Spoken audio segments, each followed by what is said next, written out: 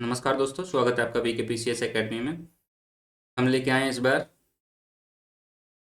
ये 2014 का पेपर है। यूपी आरओ का, यानी कि समीक्षा अधिकारी और सहायक समीक्षा अधिकारी का पेपर है, प्री वाला। ठीक है, प्रीलिम्स का। ठीक है, हमारे पास सीरीज है डी।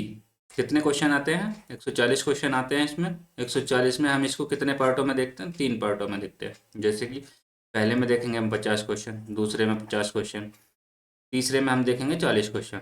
ठीक है, तो इस तरीके से देखते हैं, पार्ट 1 में, पार्ट 2 में और पार्ट 3 में। ठीक है, चलिए शुरू करते हैं आज की क्लास।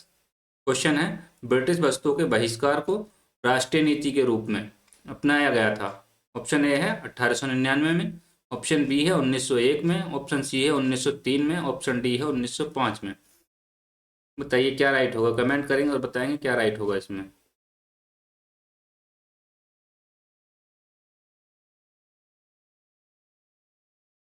देखिए, ब्रिटिश वस्तुओं के बहिष्कार को राष्ट्रीय नीति के रूप में जो अपनाया गया था या घोषित किया गया था, तो वो है 1905। ठीक है, चलिए अगला क्वेश्चन देखते हैं। सेकंड क्वेश्चन क्या है? फूट डालो और राज करो रणनीति अपनाई गई थी। ऑप्शन ए है लॉर्ड कर्जन द्वारा, ऑप्शन बी है लॉर्ड मिंटो द्वारा, ऑप्शन सी है लॉर्ड डलहौजी द्वारा, ऑप्शन डी है लॉर्ड वेलेजरी द्वारा। कौन सा राइट होगा इसमें? कमेंट करेंगे और बताएंगे क्या राइट होगा।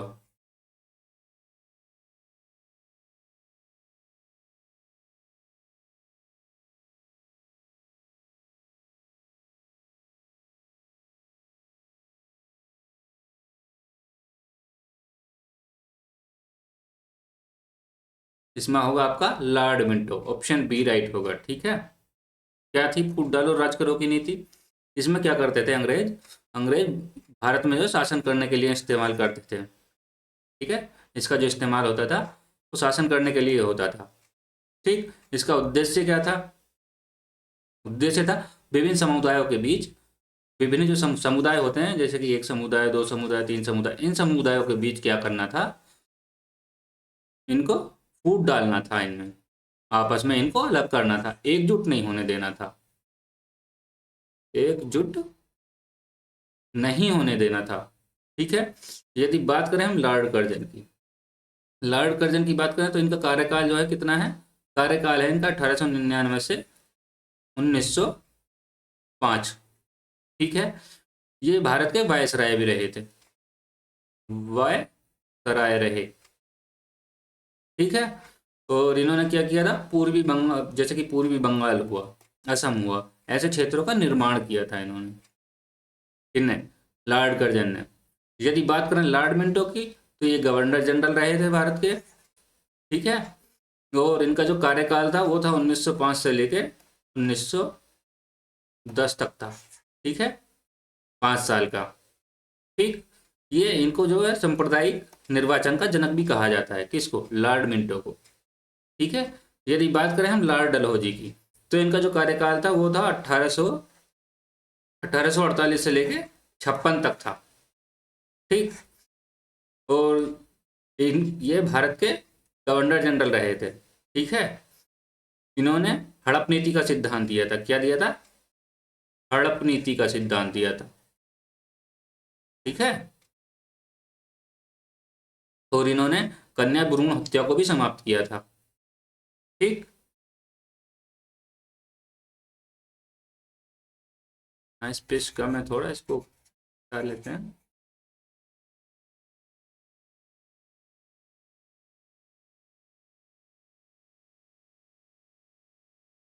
चलिए, हमने लॉर्ड कर्जन की बात की, लॉर्ड मिंटो की बात की, लॉर्ड डलहौजी की बात की। बात करते हैं वेलेजली की। लॉर्ड वेलेजली का जो कार्यकाल था 1798 से लेके कब तक था? 1805 तक था। कितने साल हो गए? 7। ठीक, fort William college, fort William जो ये प्रेसिडेंसी के गवर्नर रहे थे। कौन? Lord Wellesley. ठीक है, अपने आप को ये बंगाल का शेर कहते थे। क्या कहते थे? अपने आप को बंगाल का शेर कहते थे। कौन? वेलेजली। ठीक है, चलिए अगला क्वेश्चन देखते हैं। क्वेश्चन है, गदर पार्टी का मुख्यालय कहाँ था? मुख्यालय था। ऑप्शन ए है सैन फ्रांसिस्को, ऑप्शन बी है न्यूयॉर्क, ऑप्शन सी है मद्रास, ऑप्शन डी है कलकत्ता। बताइए क्या राइट होगा। कमेंट करेंगे और बताएंगे क्या राइट होगा इसमें। ठीक है।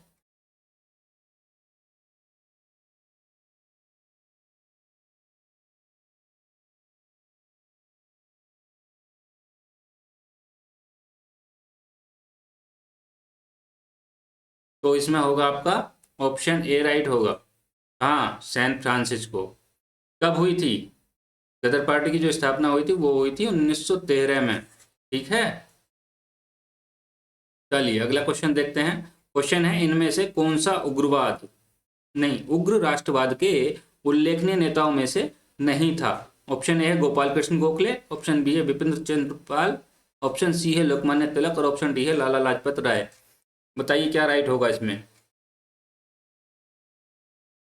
फोर्थ में कमेंट करेंगे और बताएंगे क्या राइट होगा।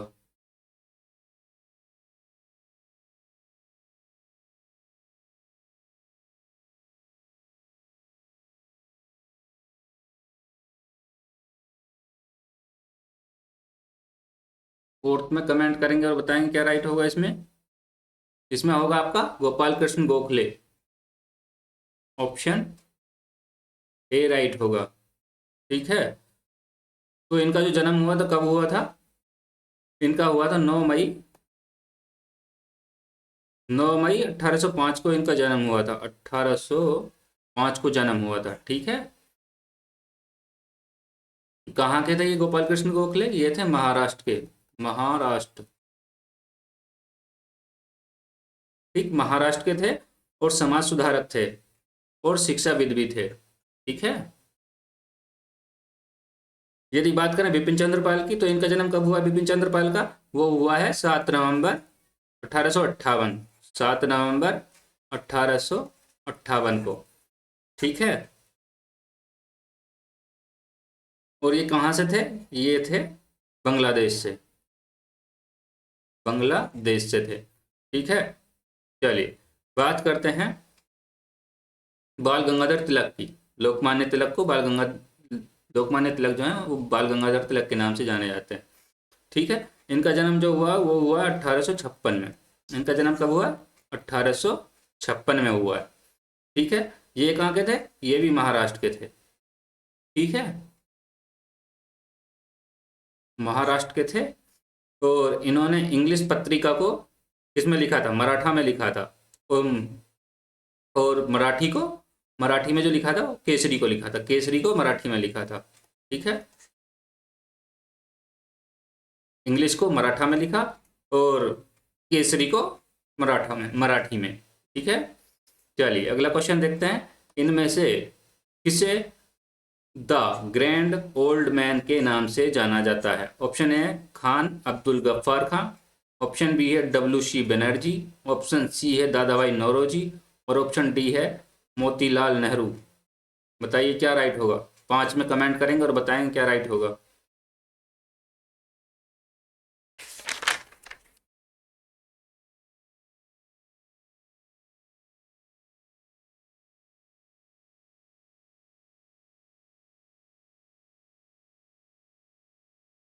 देखिए लाला लाजपत राय जो थे उनका जो जन्म है वो हुआ 1865 में।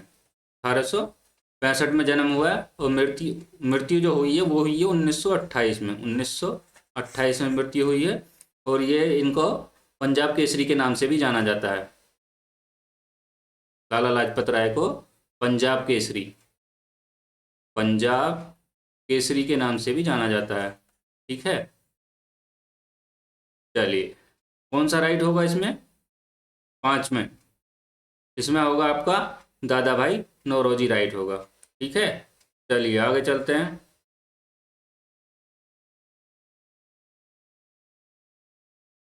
क्वेश्चन है क्वेश्चन है इनमें से कौन भारतीय संविधान सभा का अध्यक्ष था?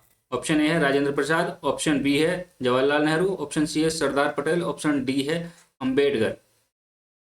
बताइए क्या राइट होगा इसमें।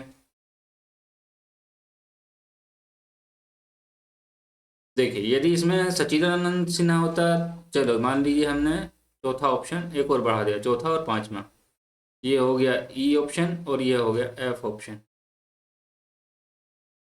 ई, ए प्लस ई कर देते हैं, ठीक है।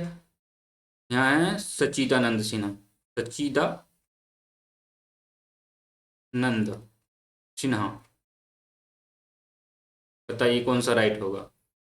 यदि इसमें सच्चिदानंद सिन्हा होता तो पहले ये थे, और यदि बात करें उनके बाद ये राजेंद्र प्रसाद बने, तो इसमें होगा आपका ऑप्शन ए राइट होगा, ठीक है। चलिए अगला क्वेश्चन देखते हैं। स्वतंत्रता का नवग्रहित तिरंगा पहली बार कब लहराया गया। ऑप्शन ए है 31 दिसंबर 1928, ऑप्शन बी है 31 दिसंबर 1929, ऑप्शन सी है 31 दिसंबर 1930 और ऑप्शन डी है 31 दिसंबर 1931। बताइए क्या राइट होगा इसमें, साथ में कमेंट करेंगे और बताएंगे क्या होगा। क्वेश्चन नंबर 7, इसमें होगा आपका ऑप्शन बी राइट, 31 दिसंबर 1929 को। चलिए अगला क्वेश्चन देखते हैं। क्वेश्चन है भूदान आंदोलन का प्रारंभ सर्वप्रथम किस राज्य में हुआ था। ऑप्शन ए है आंध्र प्रदेश, ऑप्शन बी है कर्नाटक, ऑप्शन सी है तमिलनाडु और ऑप्शन डी है उत्तर प्रदेश। बताइए क्या राइट होगा इसमें।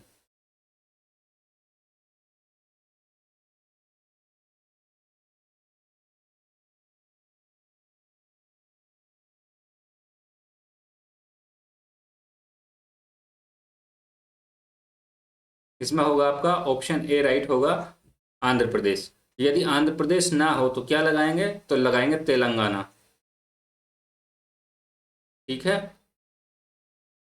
चलिए अगला क्वेश्चन देखते हैं। क्वेश्चन है क्वेश्चन नंबर 9 देखते हैं। भारतीय संविधान में समानता का अधिकार 5 अनुच्छेदों द्वारा स्वीकृत है, वे हैं। बताइए कौन सा राइट होगा इसमें। ऑप्शन ए है आपका अनुच्छेद 13 से 17, ऑप्शन बी है 14 से 18, ऑप्शन सी है 15 से 19 और ऑप्शन डी है 16 से 20। बताइए कौन सा राइट होगा इसमें।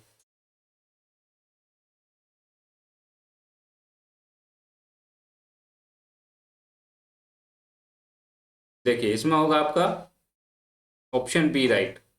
देखिए यह है समानता का अधिकार, यदि होता स्वतंत्रता का अधिकार तब क्या करते, फिर होता वो 19 से 22, ठीक। यदि होता शोषण के विरुद्ध अधिकार तो वो कोई क्या होता उसमें, उसमें होता 23-24। यदि होता धार्मिक स्वतंत्रता का अधिकार तो क्या होता इसमें, उसमें होता 25 से 28, ठीक। और यदि बात करें संवैधानिक उपचारों के अधिकार में क्या होता, तो उसमें होता आर्टिकल 32, ठीक। चलिए अगला क्वेश्चन देखते हैं। क्वेश्चन नंबर 10, क्वेश्चन है भारत के संविधान के निर्माताओं ने मौलिक अधिकारों की अवधारणा को उधार लिया था। ऑप्शन ए है यूएसए के संविधान से, ऑप्शन बी है आयरलैंड के संविधान से, ऑप्शन सी है कनाडा के संविधान से, ऑप्शन डी है सोवियत संघ यानी कि रूस के संविधान से। बताइए क्या राइट होगा इसमें।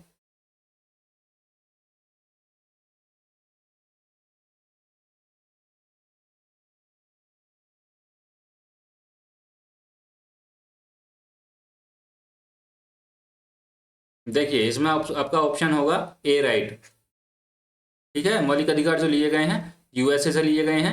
यदि बात करें प्रस्तावना की बात करें तो वो भी यूएसए से ली गई है। यदि बात करें भाषा की, प्रस्तावना की जो भाषा वो कहाँ से ली गई है, वो ली गई है ऑस्ट्रेलिया से, ठीक है।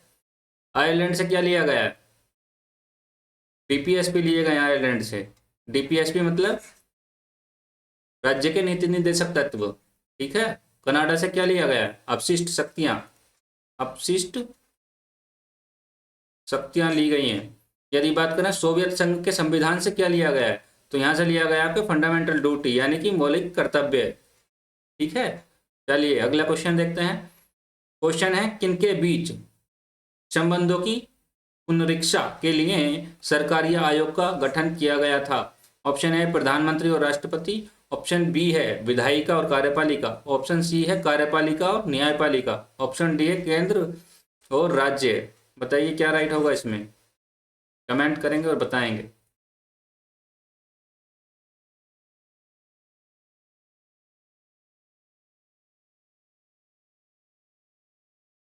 इसकी जो स्थापना हुई है सरकारिया आयोग की, वो हुई है 1983 में।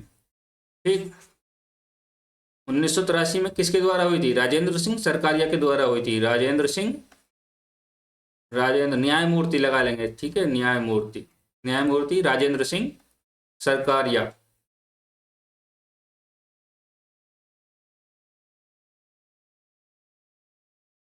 ठीक, इसका ऑप्शन होगा आपका डी ऑप्शन होगा।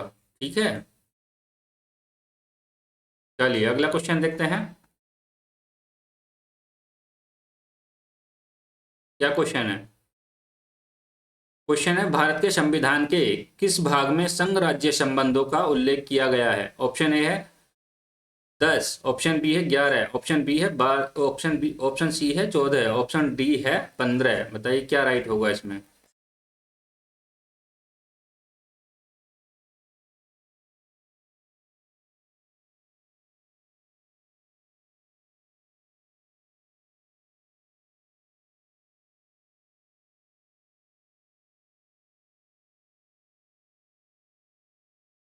देखिए इसमें होगा आपका ऑप्शन बी राइट होगा, 11। फिर 10 में क्या है? इसमें तो संघ राज्य संबंध आ गए। यदि इसकी आर्टिकल की बात करें संघ राज्य संबंधों के बीच की, तो ये आता है 245 से लेके 263 तक, 245 से 63 तक। ठीक है, भाग बात करें 10 की, तो 10 में क्या है? ये है SC ST से संबंधित, यानी कि अनुसूचित जाति और अनुसूचित जनजाति। यदि बात करें इसमें अनुच्छेद की, तो इसमें आएगा अनुच्छेद 244 और 244 के। ठीक है, यदि बात करें भाग 14 की, तो उसमें क्या आता है? सेवाएं आती हैं। कौन कौन सी? संघ राज्य की जो अधीन सेवाएं होती हैं वो भाग 14 में आती हैं। ठीक है, कितने से कितने तक आती हैं, कितने आर्टिकल से लेकर आती हैं? वो आती हैं 308 से लेकर 323 तक इसमें आती हैं, आर्टिकल 308 से 323 तक।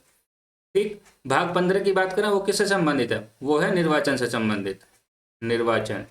ठीक है, किस अनुच्छेद के अंतर्गत आता है? यदि भारत का निर्वाचन आयोग की बात करें किस अनुच्छेद के अंतर्गत आता है? वो आता है 324 के अंतर्गत। लेकिन ये यहाँ बात करें 15 की, तो ये कितने से कितने तक आता है? ये आता है 323, 308 से ले नहीं 324 से लेकर 329 तक आता है। कितने तक? 324 से लेकर 329 तक आता है। ठीक है, चलिए अगला क्वेश्चन देखते हैं। यदि भारत के राष्ट्रपति उपराष्ट्रपति दोनों त्याग पत्र दे दें, तो ऐसी स्थिति में राष्ट्रपति के रूप में कौन कार्य करेगा? ऑप्शन ए है लोकसभा का अध्यक्ष, ऑप्शन बी है प्रधानमंत्री, ऑप्शन सी है गृह मंत्री, ऑप्शन डी है सर्वोच्च न्यायालय के मुख्य न्यायाधीश। कौन सा राइट होगा इसमें? कमेंट करेंगे और बताएंगे।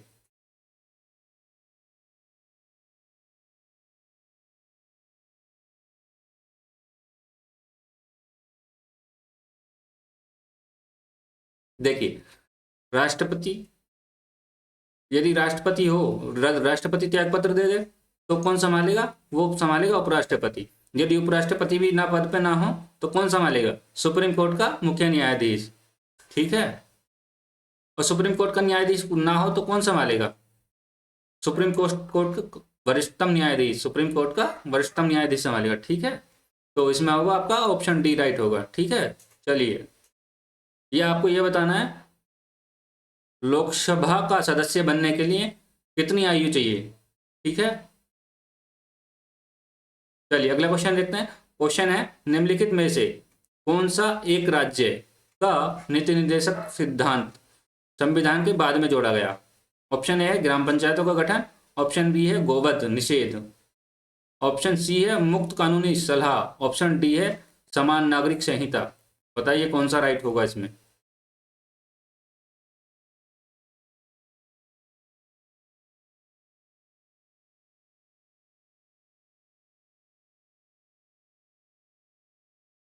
ये कितने से कितने तक हैं? ये हैं आर्टिकल 36 से लेके 51 तक। ठीक, यदि बात करें मौलिक अधिकार की, तो कितने से कितने तक है? अभी बताया नीति निर्देशक तत्व कहाँ से लिए गए हैं? बताइए, कमेंट करेंगे और बताएंगे। ये लिया गया है, ये हैं 12 से लेके कितने तक? 35 तक। ठीक, ये आयरलैंड से लिए गए हैं। ठीक है, चलिए पंचायतों का गठन यही जोड़ा गया था बाद में। ठीक है, ऑप्शन ए राइट होगा। किसमें आता है? 40 में आता है, आर्टिकल 40 में आता है। ठीक है, गोवध निषेध किस में आता है? आर्टिकल 48 में, ठीक है। मुक्त कानूनी सलाह किस में आता है? ये आता है आर्टिकल 39A में, आर्टिकल 39A में आता है, ठीक है। और यदि बात करें समान नागरिक संहिता की, किस अनुच्छेद के अंतर्गत आता है? ये आता है 44 के अंतर्गत। चलिए अगला क्वेश्चन देखते हैं। क्वेश्चन है भारत में न्यायिक सक्रियता संबंधित है। ऑप्शन ए है प्रतिबद्ध न्यायपालिका से, ऑप्शन बी है जनहित याचिका से, ऑप्शन सी है न्यायिक पुनरावलोकन से, और ऑप्शन डी है न्यायिक स्वतंत्रता से। बताइए क्या राइट होगा इसमें।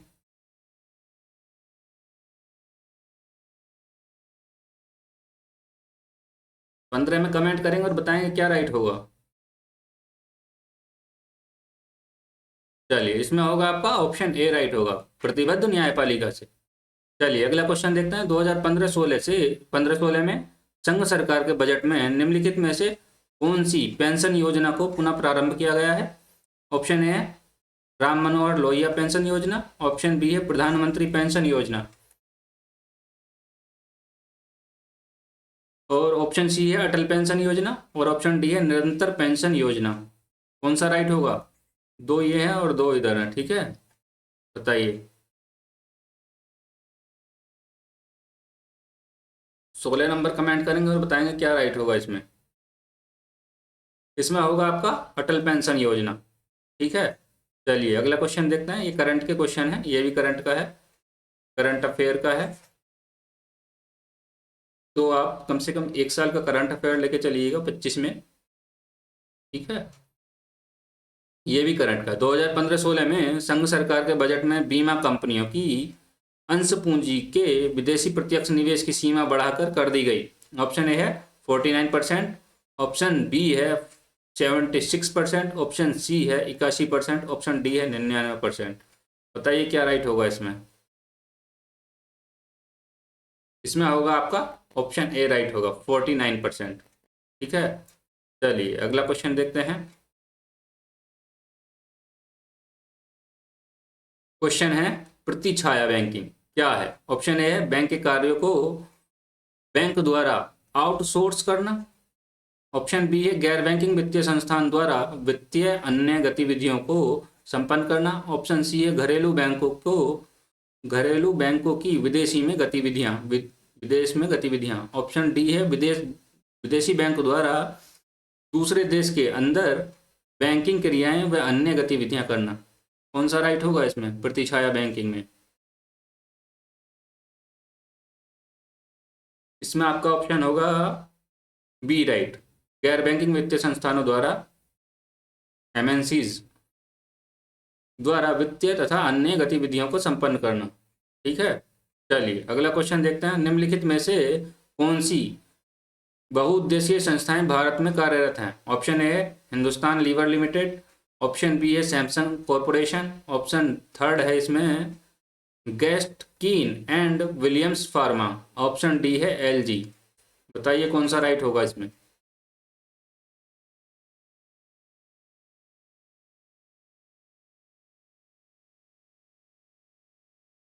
आपके पास ऑप्शन है 1 2 3 4, 2 4 और 2 3 4, और ऑप्शन है डी है 1 3। बताइए कौन सा राइट होगा। इसमें होगा आपका ऑप्शन ए राइट, ठीक है, चारों। चलिए अगला क्वेश्चन देखते हैं। भारत में जनसंख्या घनत्व, ऑप्शन ए है निरंतर बढ़ा है, ऑप्शन बी है लगभग स्थिर रहा है, ऑप्शन सी है कुछ कम हुआ है, ऑप्शन डी है पहले बढ़ा और फिर 1991 के पश्चात घटा है। बताइए कौन सा राइट होगा इसमें।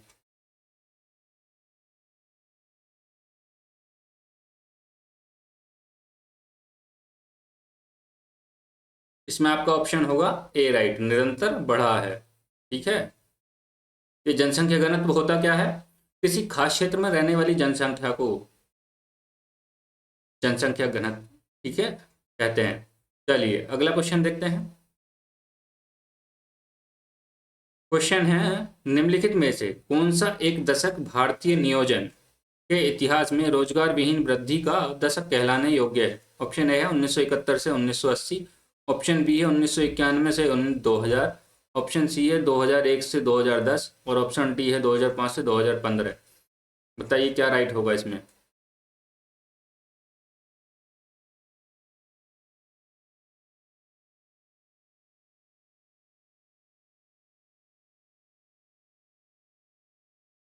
इसमें होगा आपका ऑप्शन सी राइट, 2001 से 2010। ठीक है, चलिए अगला क्वेश्चन देखते हैं। क्वेश्चन है मेघालय का लोक नृत्य है। ऑप्शन ए है नाटी, ऑप्शन बी है लोहो, ऑप्शन सी है बम्बू नृत्य, ऑप्शन डी है हांटुम। क्या राइट होगा?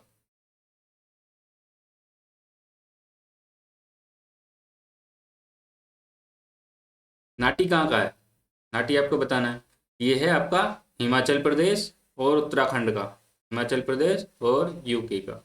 ठीक है, लोहो कहाँ का है? ये मेघालय का है। बम्बू नृत्य कहाँ का है? ये है आपका मिजोरम का, मिजोरम। लेकिन खानटुम आपको बताना है कि ये कहाँ का है। ठीक है, चलिए अगला क्वेश्चन देखते हैं। वर्ष 2014 का दादा साहेब फाल्के पुरस्कार इनमें से किसको प्रदान किया गया? Option A Gulzar, option B है शशि कपूर, ऑप्शन सी है प्राण और ऑप्शन डी है लता मंगेशकर। बताइए किसको दिया गया था 2014 में?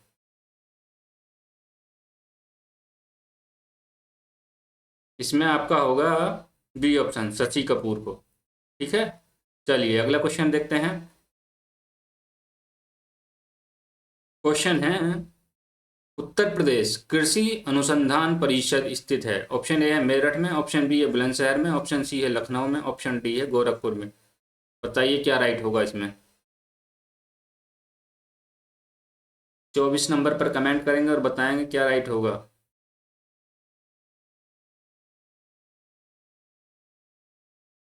इसका होगा आपका ऑप्शन सी राइट, लखनऊ होगा। ठीक है, चलिए अगला क्वेश्चन देखते हैं। क्वेश्चन है केंद्रीय औषधीय सुगंधित पौधों का अनुसंधान संस्थान स्थित है। ऑप्शन ए है चित्रकूट, ऑप्शन बी है सहारनपुर और ऑप्शन सी है कानपुर, ऑप्शन डी है लखनऊ। बताइए क्या राइट होगा?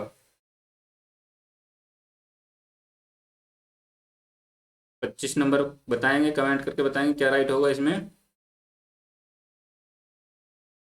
इसमें भी आपका क्या होगा? लखनऊ होगा। ठीक है, उत्तर प्रदेश कृषि अनुसंधान परिषद भी लखनऊ में है और केंद्रीय औषधीय सुगंधित पौधों पौधों का अनुसंधान कहाँ है? वो भी लखनऊ में है। चलिए अगला क्वेश्चन देखते हैं। उत्तर प्रदेश में आलू का अनुसंधान केंद्र किस जिले में स्थित है? ऑप्शन है फर्रुखाबाद, ऑप्शन बी है मेरठ, ऑप्शन सी है कानपुर और ऑप्शन डी है इलाहाबाद। बताइए क्या राइट होगा? देखिए उत्तर प्रदेश से एक ये क्वेश्चन आ गया, एक ही आगे कई क्वेश्चन आते हैं उत्तर प्रदेश से भी। ठीक है, ध्यान रखेंगे।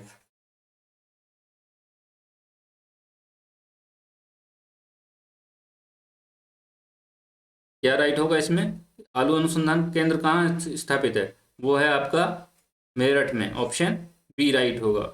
ठीक है, चलिए अगला क्वेश्चन देखते हैं। क्वेश्चन है भारत में सबसे अधिक उपजाऊ मृदा कौन सी है? ऑप्शन ए है लाल मृदा, ऑप्शन बी है काली मृदा, ऑप्शन सी है जलोढ़ मृदा, ऑप्शन डी है आपका चूनेदार मृदा। बताइए क्या राइट होगा इसमें?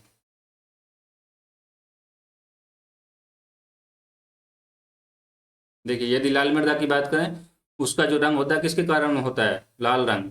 आयरन ऑक्साइड की अधिकता के कारण, आयरन ऑक्साइड की अधिकता के कारण उसका लाल रंग होता है।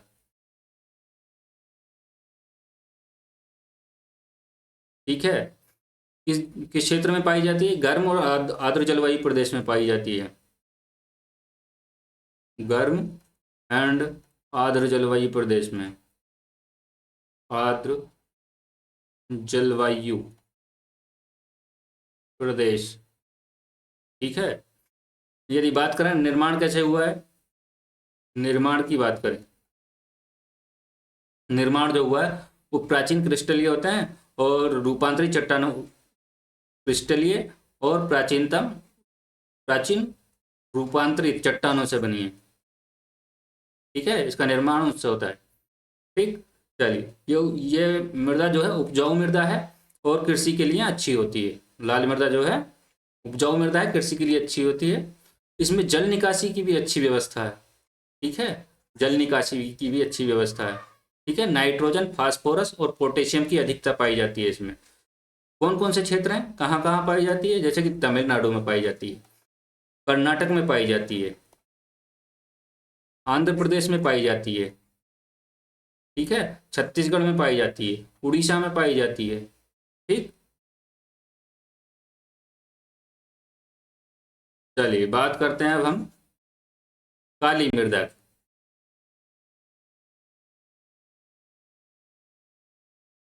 काली मृदा को हम क्या कहते हैं? काली मृदा को हम रेगुर मृदा भी कहते हैं।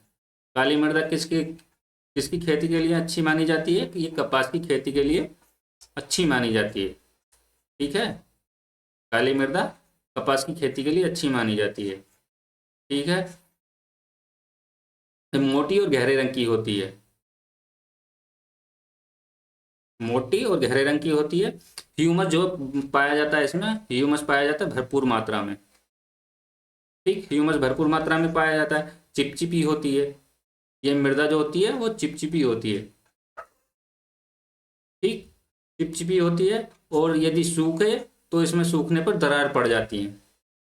ठीक है, इसको हम चरणोजम मृदा भी कहते हैं देश के लेवल पर। ठीक, जैसे कि कहाँ कहाँ पाई जाती है? गुजरात में, गुजरात में होती है, महाराष्ट्र में होती है, मध्य प्रदेश में होती है। यानी कि जितने भी मध्य वाला क्षेत्र है भारत में,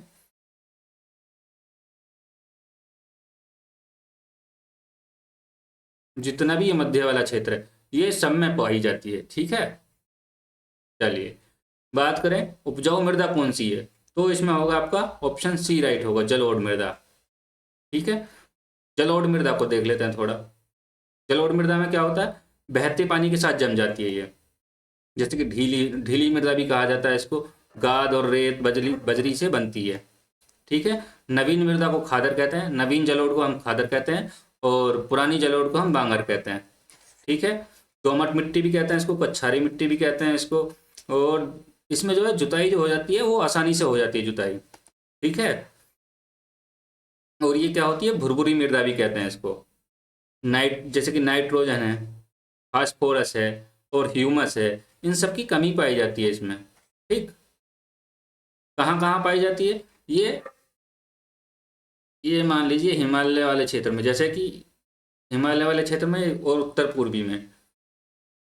जैसे कि आप मान लीजिए यूपी में भी पाई जाती है, यूपी में पाई जाती है, बिहार में भी पाई जाती है, और पश्चिम बंगाल में भी पाई जाती है, और पंजाब में भी। ठीक, चलिए अगला क्वेश्चन देखते हैं।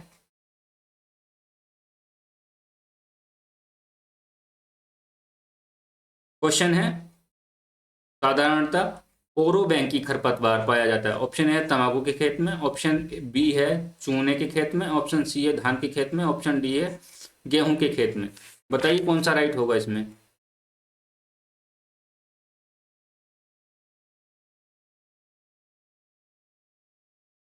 इसमें चूनेदार मृदा में कैल्शियम कार्बोनेट की अधिकता पाई जाती है।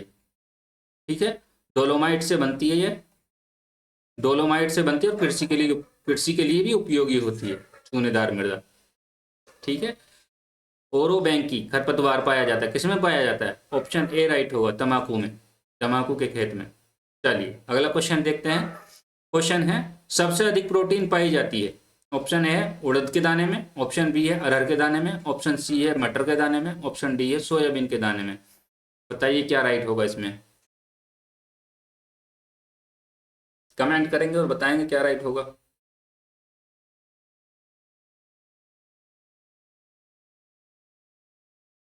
इसमें आपका होगा ऑप्शन डी राइट, सोयाबीन के दाने में। ठीक है, चलिए अगला क्वेश्चन देखते हैं। किसी फॉर्म के चल लागत पूंजी में निम्नलिखित में से क्या शामिल नहीं है? ऑप्शन ए है बीज, ऑप्शन बी है उर्वरक, ऑप्शन सी है सिंचाई जल, ऑप्शन डी है भूमि राजस्व। बताइए क्या राइट होगा इसमें?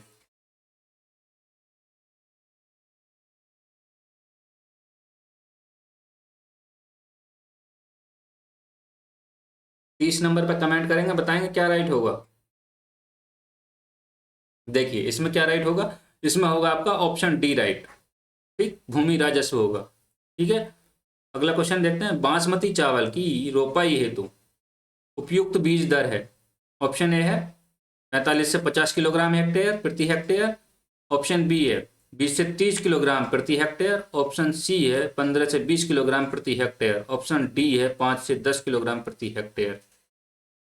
बताइए कौन सा राइट होगा 31 में? देखिए 45 प्रति हेक्टेयर तो नहीं होगा, और 5 से 10 भी नहीं होगा। ठीक है, बात करें 15 से 20 और 20 से 30। तो 15 से 20 भी नहीं होगा, आपका ऑप्शन होगा 20 से 30 किलोग्राम प्रति हेक्टेयर, बी ऑप्शन राइट होगा। ठीक है, चलिए अगला क्वेश्चन देखते हैं। मुद्रा के अवमूल्यन का परिणाम है। ऑप्शन ए है देश में आयात और निर्यात को बढ़ना। और ऑप्शन बी है देश में आयात एवं निर्यात का घटना। ऑप्शन सी है देश में निर्यात का बढ़ना और आयात का घटना। ऑप्शन डी है देश में आयातों का बढ़ना और निर्यात का घटना। बताइए क्या होगा इसमें। 32 नंबर कमेंट करेंगे और बताएंगे क्या होगा।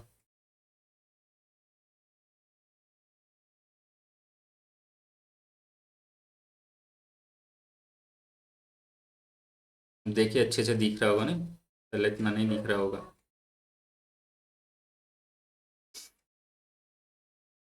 देश में आयातों एवं निर्यातों का बढ़ना नहीं होगा। देश में आयातों और निर्यातों का घटना, ये भी नहीं होगा। देश में निर्यात का बढ़ना नहीं, आयात का निर्यात का नहीं बढ़ना होता, आयात का बढ़ना होता है और निर्यात का घटना होता है। तो ऑप्शन डी राइट होगा। ठीक है, चलिए अगला क्वेश्चन देखते हैं। क्वेश्चन है 31 मार्च 2015 तक निम्नलिखित में से किस गैर बैंकिंग वित्तीय संस्थान को भारतीय रिजर्व बैंक द्वारा व्यापारिक बैंक खोलने का लाइसेंस दिया गया। ऑप्शन है रिलायंस कैपिटल। ऑप्शन बी है बजाज कैपिटल। ऑप्शन सी है IDFC बैंक और ऑप्शन डी है IFCI बैंक, IFCI। बताइए क्या राइट होगा इसमें। कमेंट करेंगे और बताएंगे कौन सा राइट होगा।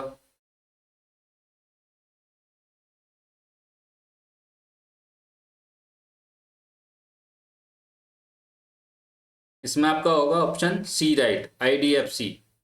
ठीक है, क्वेश्चन किसका है ये, करंट अफेयर का है, तो इतना ध्यान नहीं देना करंट अफेयर पर। जो प्रेजेंट वाला चल रहा है उस पर ध्यान देना है, 2014 वाले पर नहीं ध्यान देना है। ठीक, चलिए अगला क्वेश्चन देखते हैं। भारत में दीर्घकालीन राजकोषीय नीति की घोषणा किस वित्त मंत्री द्वारा की गई। ऑप्शन ए है VP सिंह। ऑप्शन बी है P चिदम्बरम। ऑप्शन सी है मनमोहन सिंह। ऑप्शन डी है यशवंत सिन्हा। बताइए क्या राइट होगा इसमें।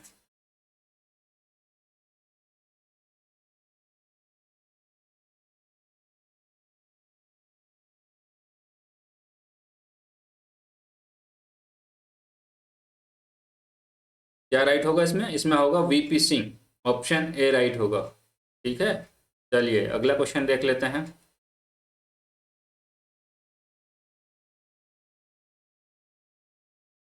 क्वेश्चन है निम्नलिखित में से कौन सा प्रत्यक्ष कर है। ऑप्शन ए है विक्रय कर। ऑप्शन बी है एक्साइज ड्यूटी। ऑप्शन सी है कस्टम ड्यूटी। ऑप्शन डी है संपदा कर। बताइए क्या राइट होगा।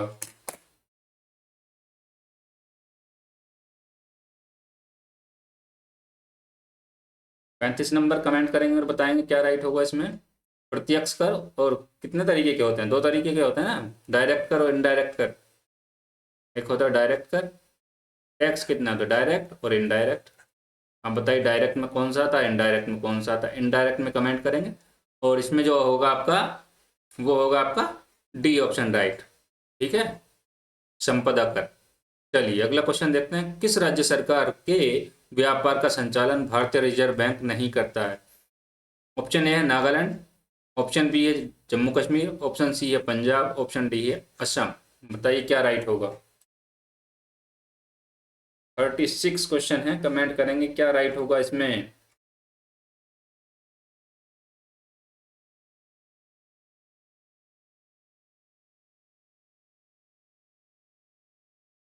अब ये 2014 की बात कर रहा है। ठीक है, अब ये मत समझ लेना कि हाँ 2025 की बात कर रहा है। ठीक, तो इसमें होगा आपका option B right, Jammu Kashmir. चलिए अगला क्वेश्चन देखते हैं। भारत में किसने आमदनी पर कर की शुरुआत की थी। ऑप्शन ए है sir Charles Wood. Option B है लॉर्ड मैकहेल और ऑप्शन सी है जेम्स विल्सन। ऑप्शन डी है विलियम जोन्स। बताइए क्या राइट होगा इसमें। 37 का।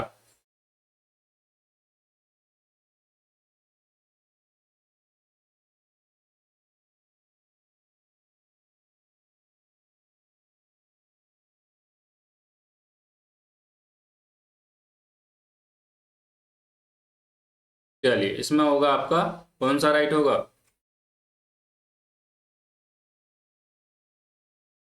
इसमें होगा आपका जेम्स विल्सन। ठीक, चलिए अगला क्वेश्चन देखते हैं। पेमेंट ऑफ ग्रेच्युटी एक्ट 1972 के अनुसार ग्रेच्युटी भुगतान की अधिकतम सीमा क्या है? Option A 3 lakh, option B है 7.5 लाख 7.50, ऑप्शन सी है 10 लाख, ऑप्शन डी है 10.50 लाख। बताइए क्या राइट होगा इसमें? 38 कमेंट करेंगे और बताएंगे क्या राइट होगा।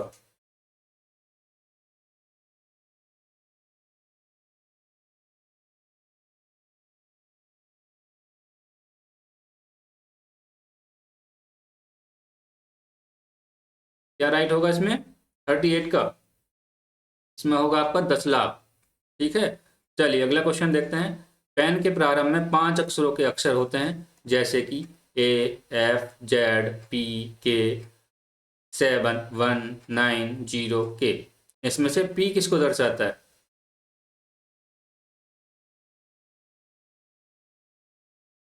ऑप्शन ए है व्यक्तिगत, ऑप्शन बी है फर्म, ऑप्शन सी है अविभाजित हिंदू परिवार, ऑप्शन डी है आपका व्यक्ति व्यक्तियों का समूह।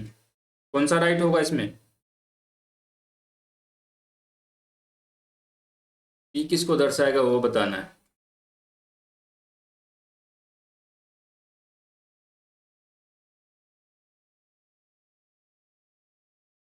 वो होगा आपका ऑप्शन ए व्यक्तिगत। ठीक है, चलिए अगला क्वेश्चन देख लेते हैं।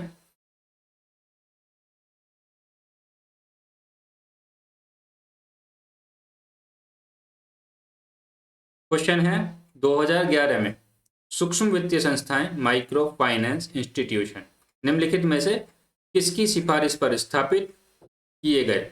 ऑप्शन ए है मालेगाम समिति, ऑप्शन बी है कोईपोरिया समिति, ऑप्शन सी है रंगराजन समिति, ऑप्शन डी है बैंकिंग रिफॉर्म समिति।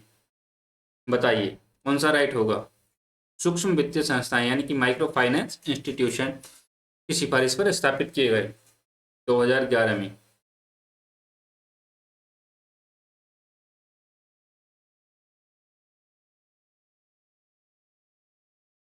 मालेगाम समिति कब आई थी ये पता है आपको?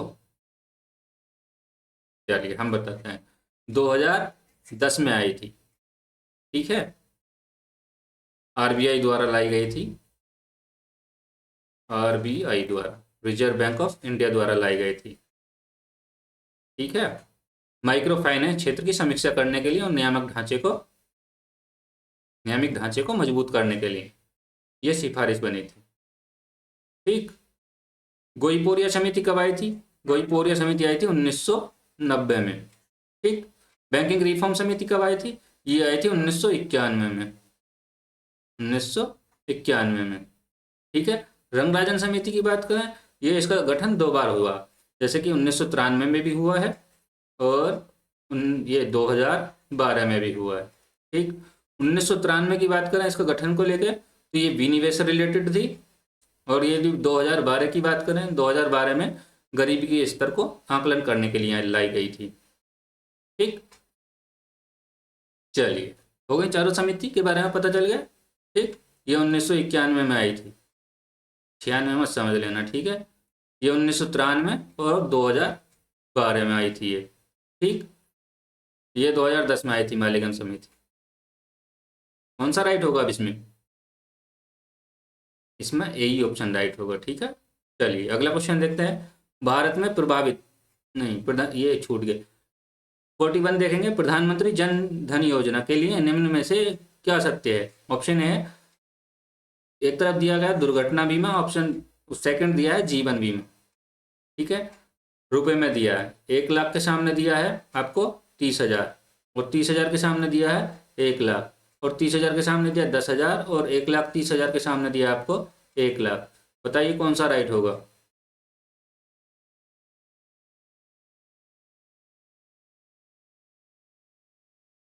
अभी दुर्घटना बीमा जो है कितना हो गया? 2 लाख। ठीक, लेकिन 2018 से हुआ है ये, और ये बहुत पहले से चल रहा था। ठीक, तो ये 1 लाख और 30,000 जीवन जीवन बीमा जो है वो 30,000। ठीक, तो ऑप्शन ए राइट होगा। ठीक है, चलिए अगला क्वेश्चन देख लेते हैं। भारत में प्रभावित साक्षरता दर की गणना की जाती है। ऑप्शन ए है कुल जनसंख्या से, ऑप्शन बी है बच्चों की जनसंख्या से, ऑप्शन सी है वयस्कों की जनसंख्या से, ऑप्शन डी है 7 वर्ष की उम्र के ऊपर की जनसंख्या से। क्या राइट होगा इसमें, कमेंट करेंगे और बताएंगे। 42।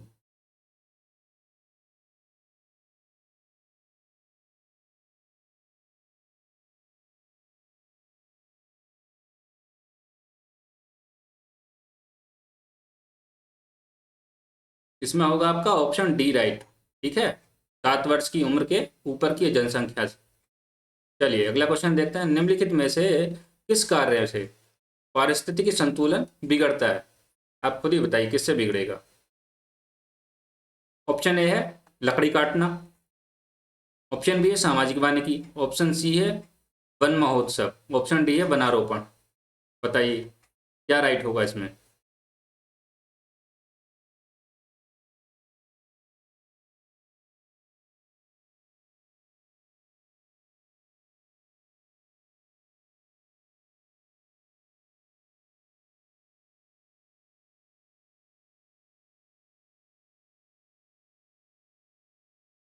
देखिए सामाजिक सामाजिक वानिकी के बारे में हमने 2013 के पेपर में डिटेल से समझा है। ठीक है, अच्छे से डेफिनेशन दी है, वहाँ पे देखना उसको। और कई सारी चीज़ें हैं जो वहाँ पे पूछी जाती है, जैसे सतत विकास का क्वेश्चन यूपीपीसीएस में भी आए हैं। यूपीपीसीएस में कम से कम 10 से 12 क्वेश्चन आए हैं। ठीक, 10 से 12 क्वेश्चन। ठीक है, सतत विकास भी देख लेंगे कि हाँ सतत विकास से हमेशा पूछा जाता है कि जैसे कि इसका लक्ष्य क्या है, एसडीजी गोल्स कितने होते हैं। ठीक, जैसे कौन कौन से, गरीबी है, भुखमरी है, स्वास्थ्य है, शिक्षा है। ठीक, ये ध्यान कर लेंगे, लेकिन इनका क्रम पूछेगा। नो SDG 9 में क्या है, SDG 15 उठा कर दे देगा, SDG 8 दे देगा। तो इस तरीके से देखिए, अब ये लकड़ी काटना उचित है क्या? इससे ही पता चल रहा है लकड़ी काटना उचित नहीं है, तो उससे पारिस्थितिकी संतुलन बिगड़ेगा ही बिगड़ेगा। तो ऑप्शन ए राइट हो जाएगा। इन सब से संतुलन नहीं बिगड़ेगा, सामाजिक वानिकी से और वन महोत्सव से और वनारोपण से। इससे तो और संतुलन बना रहेगा। ठीक है, चलिए अगला क्वेश्चन देखते हैं।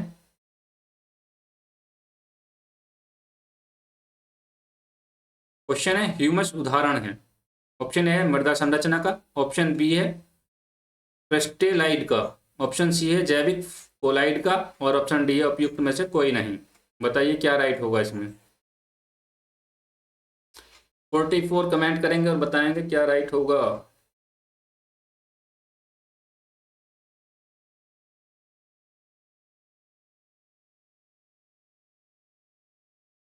चलिए इसमें होगा आपका ऑप्शन सी राइट, जैविक कोलाइड का। ठीक है, चलिए अगला क्वेश्चन देखते हैं। क्वेश्चन है शुष्कता दशा संदर्भित है। ऑप्शन ए है निम्न ताप से, ऑप्शन बी है निम्न आर्द्रता से, ऑप्शन सी है उच्च वाष्पन से, ऑप्शन डी है अति उच्च ताप से। बताइए कौन सा राइट होगा इसमें। 45 कमेंट करेंगे और बताएंगे क्या राइट होगा।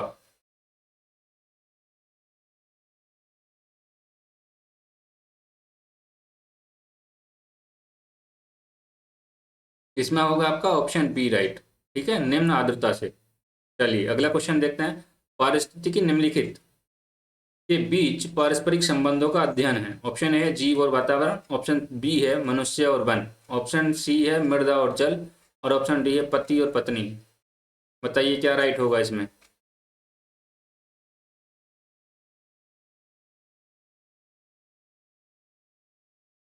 पति और पत्नी तो होगा नहीं, बिल्कुल नहीं होगा। मृदा और जल, मृदा जल भी नहीं होगा। बचा जीव और जीव वातावरण, मनुष्य और वन। कौन सा राइट होगा? तो इसमें होगा आपका ऑप्शन ए राइट, जीव और वातावरण राइट होगा। ठीक है, अगला क्वेश्चन देखते हैं। मृदा क्षरण को रोका जा सकता है। ऑप्शन ए है सघन वर्षा से, ऑप्शन बी है वनोन्मूलन से होगा, ठीक है, वनारोपण से और अतिचारण से। बताइए क्या राइट होगा इनमें।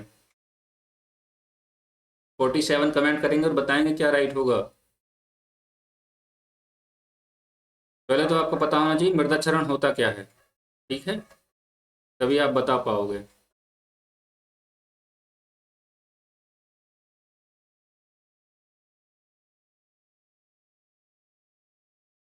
क्या राइट होगा 47 का? इसमें होगा आपका वनारोपण से। ठीक है। मृदा संरक्षण क्या, ये मृदा क्षरण क्या होता है? मृदा के जो कण होते हैं, मृदा के कण जैसे वायु, जल, अन्य कारकों द्वारा वो जो है अन्य स्थान पर पहुंच जाते हैं, वो हट जाते हैं वहां से, तो उसको क्या कहते हैं? मृदा क्षरण कहते हैं। अब जैसे कि मान लीजिए वर्षा हुई, वर्षा हुई और बरसात का पानी जैसे जाता है, आगे जाता है, बढ़ता है, तो क्या होता है? ये कण छोड़ता चला जाता है, वो मृदा का क्षरण कहलाता है। ठीक है। चलिए अगला क्वेश्चन देखते हैं। क्वेश्चन है, लखनऊ जिले की सीमा निम्नलिखित में से किस जिले की सीमा से स्पर्श नहीं करती है? ऑप्शन ए है बलिया, ऑप्शन बी है उन्नाव, ऑप्शन सी है हरदोई, ऑप्शन डी है बाराबंकी। बताइए क्या राइट होगा इसमें?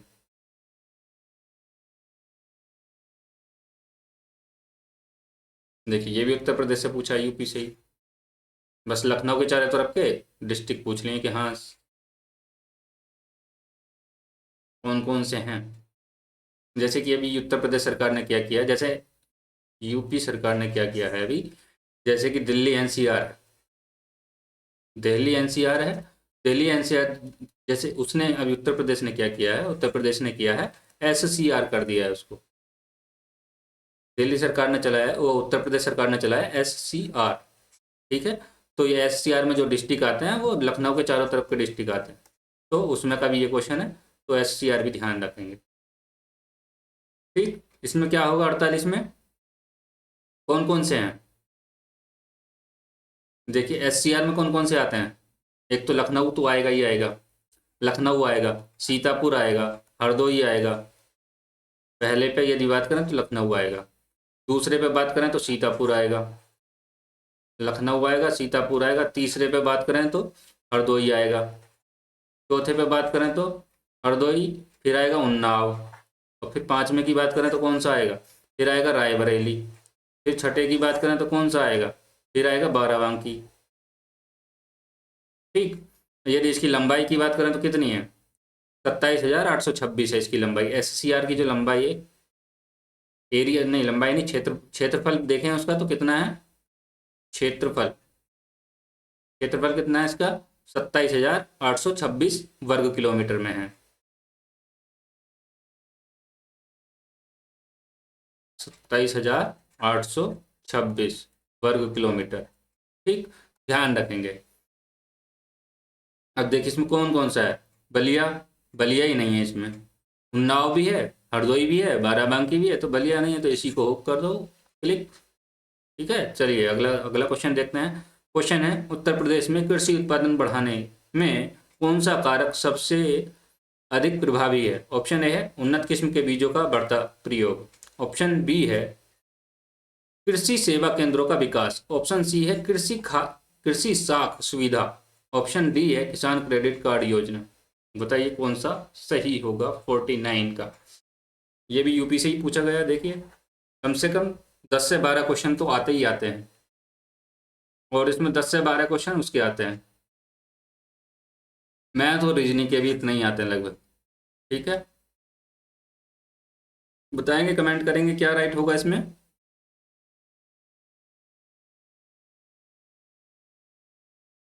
49 इसमें होगा आपका ए ऑप्शन। ठीक है। चलिए इस पार्ट का हम लास्ट क्वेश्चन देखते हैं। यदि इस पार्ट का हम लास्ट क्वेश्चन देखें, देखिए हमने हमने देखा 2013 में भी हम 140 का क्वेश्चन, 140 पे क्वेश्चन पे लेकर आए थे वीडियो। 140 में हमने पार्ट 1 में देखा था 50 क्वेश्चन लेकर आए थे, पार्ट 2 में देखा था हमने फिर 50 क्वेश्चन लेकर आए, पार्ट 3 में हम 40 लेकर आए। ठीक। तो इस तरीके से 140 क्वेश्चन है। इसमें भी हम ऐसे ही करने वाले हैं, पहले हम 50 लेकर आएंगे, फिर 50 लेकर आएंगे, और फिर 40 लेकर आएंगे। ठीक है। तो उसमें भी एक्सप्लेनेशन अच्छा किया है, अच्छा दिया है, तो वहाँ से भी वीडियो देख लेंगे। पार्ट पार्ट तीनों को 2013 के पार्ट 3, 2013 के पार्ट तीनों, ठीक, वहाँ से देख लेंगे। चलिए क्वेश्चन देखते हैं। 2011 की जनगणना के अनुसार भारत की कुल जनसंख्या में नगरीय जनसंख्या का कितना प्रतिशत है? ऑप्शन ए है 31.8, ऑप्शन बी है 30.8, ऑप्शन सी है 32.2, और ऑप्शन डी है 31.2%। सही क्या राइट होगा इसमें?